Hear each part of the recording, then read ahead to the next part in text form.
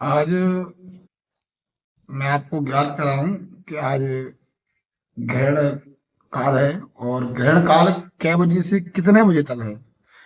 तो 3:20 से लेकर प्रारंभ होगा ग्रहण काल, और 6:47 पे समाप्त हो जाएगा। इसका सूतक प्रारंभ हो चुका है 6:20 से। सूतक काल प्रारंभ हो चुका है, और ये सूतक काल आपका शाम को 7 बजे ही सूतक काल समाप्त होगा।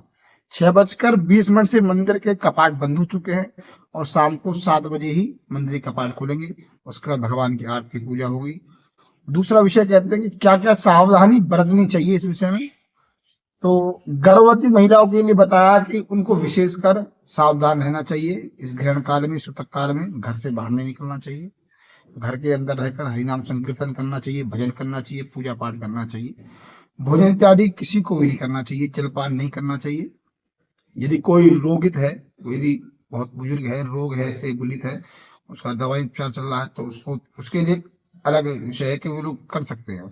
पर अन्य किसी को भी भोजन नहीं करना चाहिए। गर्भवती महिला सावधान रहें, अपने घर में रहें, गेरू इत्यादि लगा कर रहें, और अपने घर के अंदर ही बैठकर भजन करें। छाया बिल्कुल में, मतलब सूर्य काल चंद्र काल की छाया में बिल्कुल ना आए। अपने घर में अंदर विराजमान रहें कमरे में, और भगवान का भजन करते रहें। यदि आप गीता पढ़ सकते हैं तो आप गीता पढ़ें, आप शिवपुराण पढ़ सकते हैं शिवपुराण पढ़ें, बस केवल भजन ही करें। और ग्रहण काल समाप्त हो जाने के बाद विशेषकर ये ध्यान रखें, हम लोगों को दान करना चाहिए। उसके बाद 7 बजे के बाद हमको, जो भी हमारे यहाँ व्यक्ति आता, ब्राह्मण संत भिक्षुक जो भी आता, उसको हमको दान करना चाहिए। ये दान की महिमा का विषय बताया। ग्रहण में दिया हुआ दान महादान कहा गया, इसलिए आप लोग दान का विशेष ध्यान रखें।